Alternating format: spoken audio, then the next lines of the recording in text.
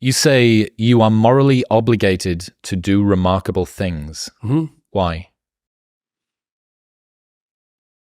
Well, I think partly because life is so difficult and challenging that unless you give it everything you have, the chances are very high that it will embitter you, and then you'll be a force for darkness and not good.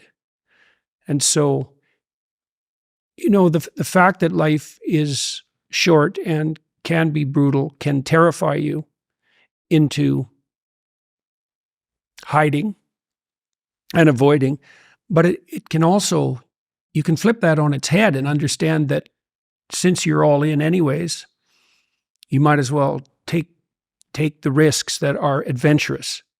And that's a very good thing to understand. And what is also useful to understand in that manner is that there isn't anything more adventurous than the truth. This is something that took me a long time to figure out.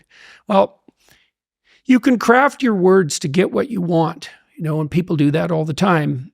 They craft their words so they can avoid taking responsibility for things they should take responsibility for, or they can craft their words to gain an advantage that they really don't deserve. That's what you do when you manipulate. And the problem with that, you might say, well, why not do that if I can get what I want? And the answer to that is, you aren't necessarily the best judge of what you need. And it's easy to be deluded in what you want. And that's the sort of delusions that people chase if they chase power. If you decide instead that you're going to just say what you believe to be true, you have to let go of the consequences. And you might think, well, I don't want to let go of the consequences because I want to control what's going on.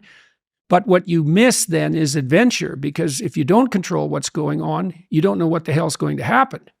And maybe that's exciting. And actually, there's no doubt about it. And then you have the additional advantage if you're attempting to say what you believe to be true and attempting to act in the manner that you think is most appropriate. That's genuinely you, and you have the force of reality behind you. Obviously, that's what you have if you're trying to, say, live in the truth, is you have the force of reality behind you. That seems like a good deal. Then you have the reality and the adventure. So why is that a moral obligation?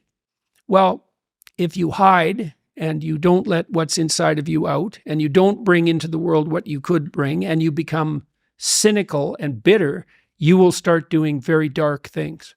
So you'll start, not only will you not add to the world what you could add, but you'll start being jealous of people who are competent and doing well and work to destroy them. So that's the pathway to hell, really. So